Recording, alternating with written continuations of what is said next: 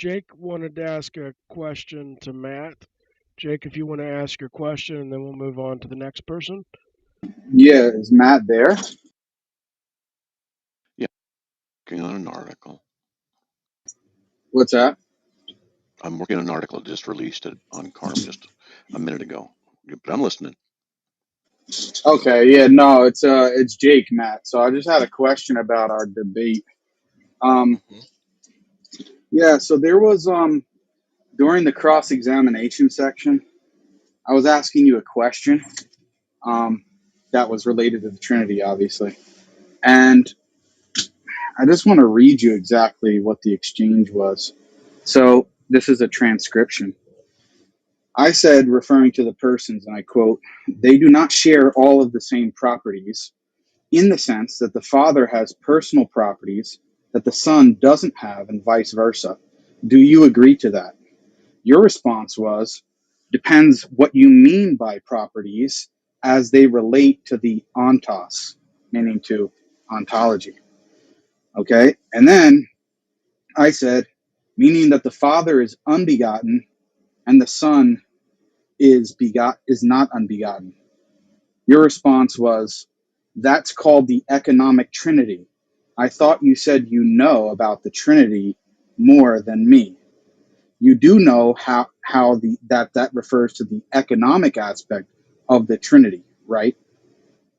And so that's the end of the quote. Do you remember that exchange, Matt? And I just want to know if you stand by that statement or those series of statements. I vaguely remember it. The economic Trinity deals with their relationship. The Father sent the Son. The Son did not send the Father. The Son is eternally begotten. So no problem. So your position is that the Son having certain personal properties and the Father having certain personal properties, namely that the Father begets the Son and the Son is begotten of the Father, that is related to the economic Trinity and not the ontological Trinity, because you said depends what you mean by properties as they relate to the ontos, and then you went on to say that is the fact that one is begotten and one is unbegotten seemed like you were contrasting that with the ontological Trinity and saying that it's related to the economic Trinity. And that's what I see or I hear you saying now again. So I just want to confirm that that's the case. It's difficult to really pay attention. You're asking a lot of stuff. If you want to email me that excerpt and ask a question of it, maybe I'll put an article up on Carm about it. Okay, so let me just ask very precisely then. Is the fact that the Son is begotten of the Father, is that related to the ontological Trinity or the economic Trinity? Both. Okay, and what's your evidence for that? Because the Trinity is that they're three persons, and then they have a relationship between them. Yeah, but when I initially just asked you here, right, you said that's the economic Trinity, and that's what you said actually in the debate initially, because you contrasted the personal properties, you contrasted that, and you actually used the word ontos, which is related to ontological, and then you went on to say that's the economic Trinity. So you contrasted that with the ontological Trinity. So what I'm trying to understand is what was the point of the contrast if now you're saying both, and in what sense is it related to the economic Trinity? Like I said, if you want to just send me the dialogue, and then I can work on a more precise answer. I'd be glad to do that and put it up on Carm. Yeah, so I'd be happy to do that, Matt, but my claim is simply this, that what you said is actually incorrect, that it refers to the ontological Trinity and not to the economic Trinity, and that your initial statement was actually a false statement. And I think that was a big blunder on your part. Just counted in with the numerous ones you made. Let me ask you a question. God is a triune being. Is that a statement of identity, predication, or both? Well, before we finish, or before we move on to the new subject, I just I've want to already asked you. conclude. No, no, no. What's that? I think you're trying to. It sounds to me like you're trying to do damage control. That's what I'm getting. The message I'm getting. I've No, already there's no politely damage asked you. control at all. Right. There's no I'm damage doing. control at all. I think This so. was this was very important, and it seemed like you made an extremely basic error. So for I somebody who's been teaching on the can Trinity for you 30 plus years, it was quite shocking to me as well as many others in the audience. That's why I'm asking for clarification on the statements you made. did you not hear me say send me that and I'll work up an answer to you? Yeah, I just find it surprising that you would need me to send you something in order for you to have an answer to this. The reason is I don't trust you. I don't trust you particularly because you're a Muslim. I don't trust your intentions here. I'm going to be careful of how I respond and what I say. It is the case that during debate, people can say things that aren't as precise as you might say in a latter time. If you want to exercise a privilege of going into something and saying, hey, I'm going to take this out and I want you to answer this and then retroactively fit it back into the debate, that's your prerogative. I think you're doing damage control. As many people have concluded that I've talked to said that you didn't do well. So you want to send me that, then fine, send it to me. Yeah. And I'll see if I can work up I mean, a clarification. Is no, that a this is problem? not damage control because I said the exact same thing in the debate itself. I'm just Okay. repeating. And how many times do I have to repeat the same thing to you? Just like in our debate on clarification of the syllogism, I'd repeat it and clarify it 3 separate times. You seem to ignore that too. So I've No, said because this you here. contradicted yourself. You were I, inconsistent on that.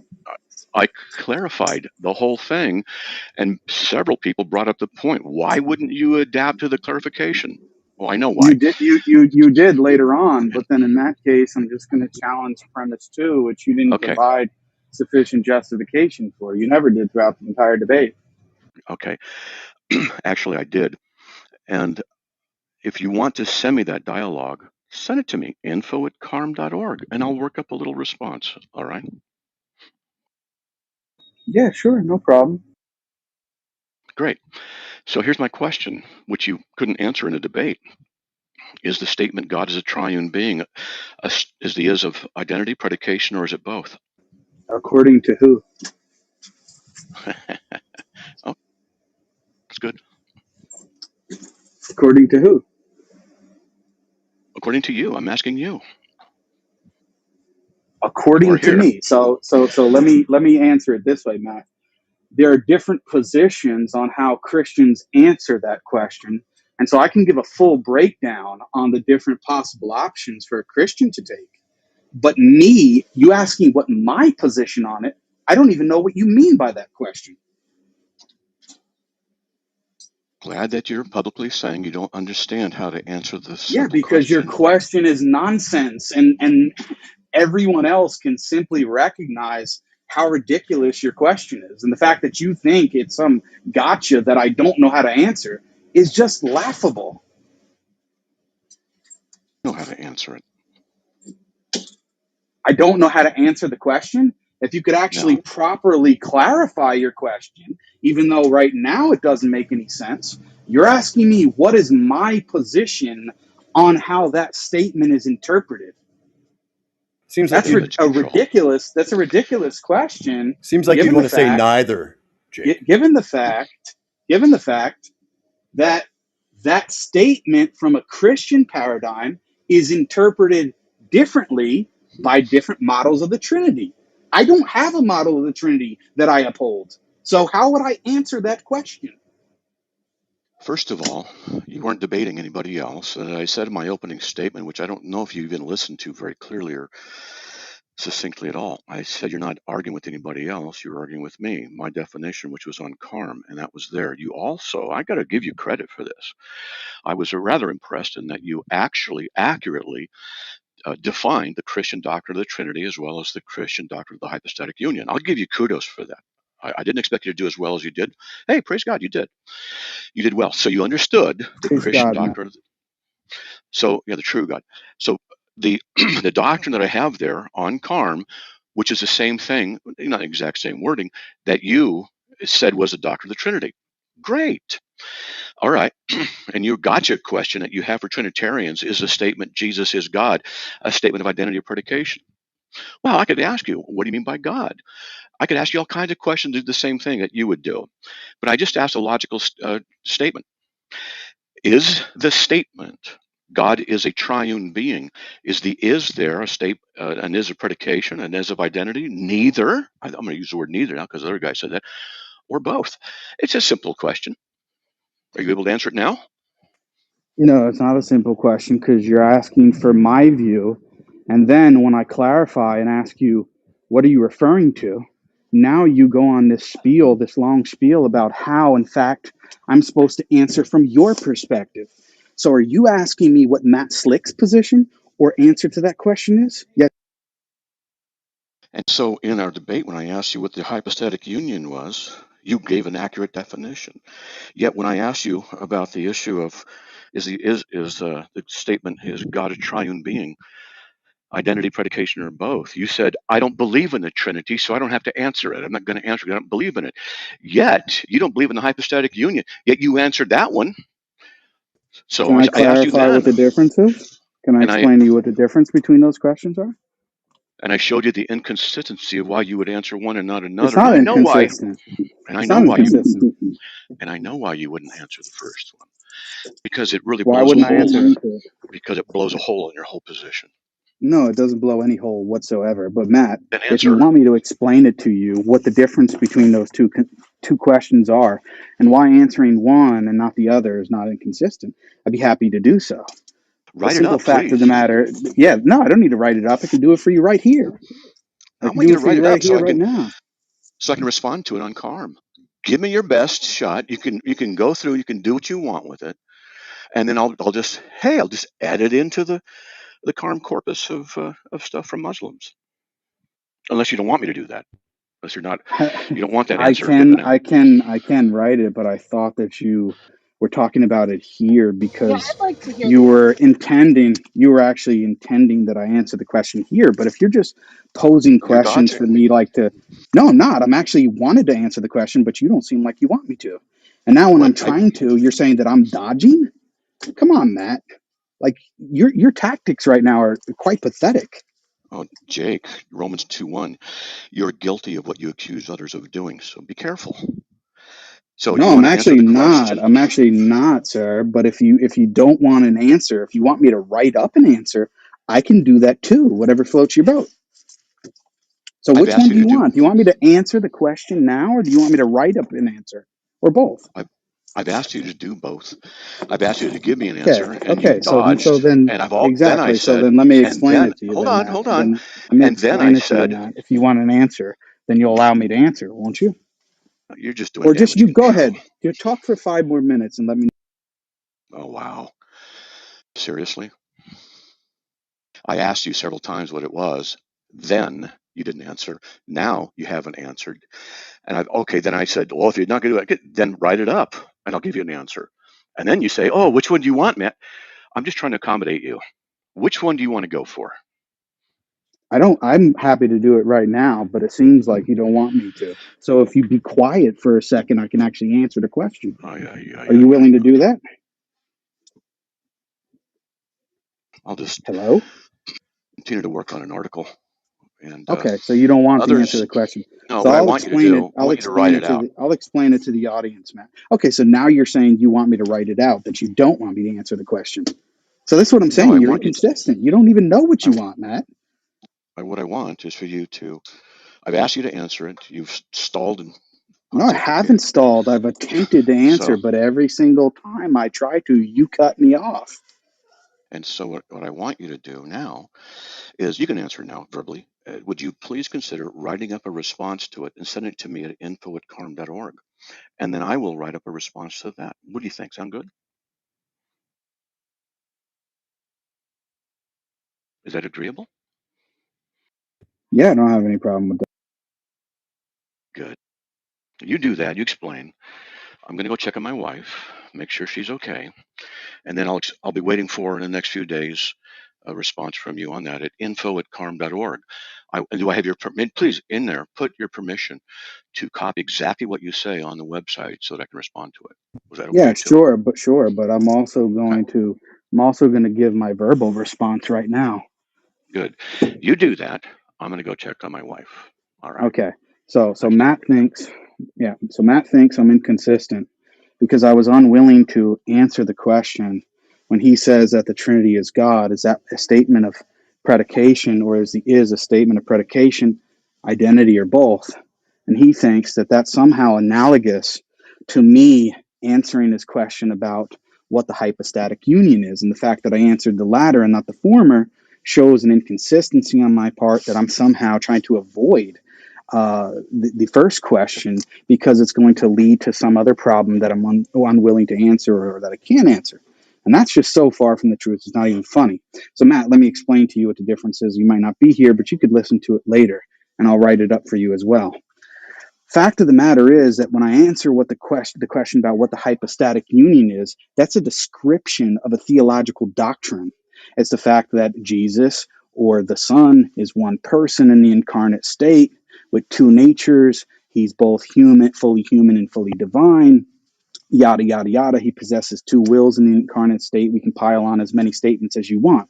That's a description of what the doctrine is. I was able to do the same thing with the Trinity. However, what would be analogous is if you ask me, what do Christians mean when they say that Jesus had a human nature? Or what do Christians mean when they say that Christ had a divine nature? Or, Jake, what is your position on when we say that Jesus is divine, or that Jesus was a human? That would be analogous to the question of, what does it mean when we say that the Trinity is God? Is that a statement of identity, predication, or both?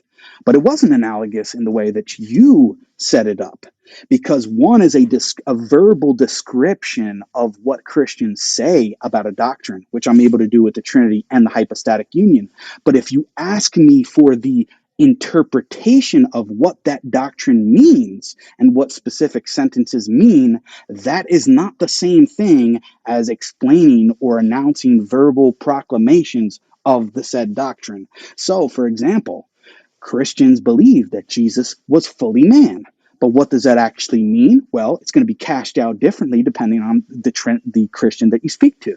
Some Christians think that Jesus being fully man entails that he must have had a human will, he must have had a human soul, yada, yada, yada. But other Christians, like William Lane Craig, would reject that. They don't think that Christ had a human soul.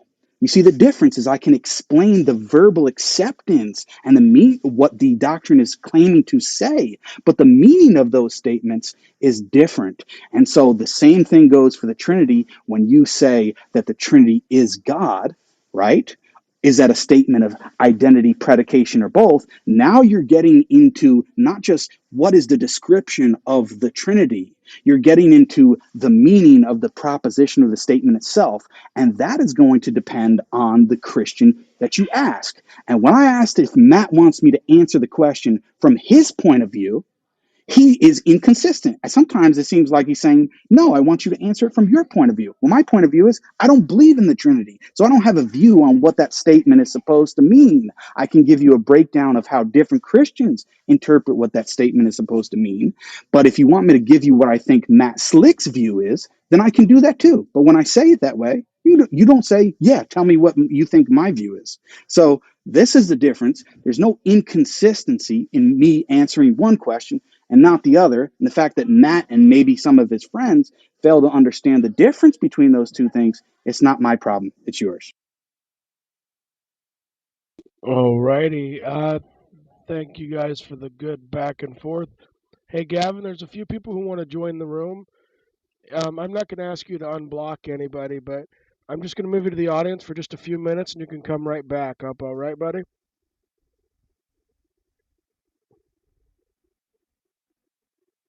Sounds like he's AFK. He might not be there, but I'll bring him back up. Okay, let's see. Does he have anyone blocked though? He does. He has a few blocked. And like, look, I have people blocked, and I get it that sometimes if you block somebody, the mods will ask you to step down to let them in, or so it's just nature of Clubhouse. I know you won't do that, Johnny. You tell them to submit to your authority and that they just need to bend a knee. That's correct. And Gavin, we'll bring you right back up as soon as the other two join. I don't know if there's a queue, but I would like to ask Matt a very quick question if he comes. I don't see him here anymore, but if he does come back, you're welcome to do it. It seemed like he was just asking Jake to steelman his view of the Trinity, but I don't know why he wouldn't just word it like that. And the question was very confusing. But Haiti, when I asked him that in both in the debate and now, and I say, well, Matt, do you want me to explain what I think your view is? He wouldn't. He doesn't just say yes. He Yeah, won't answer and say yes. right, because he was trying to do some like weird gotcha, but unfortunately, I think everyone saw through it.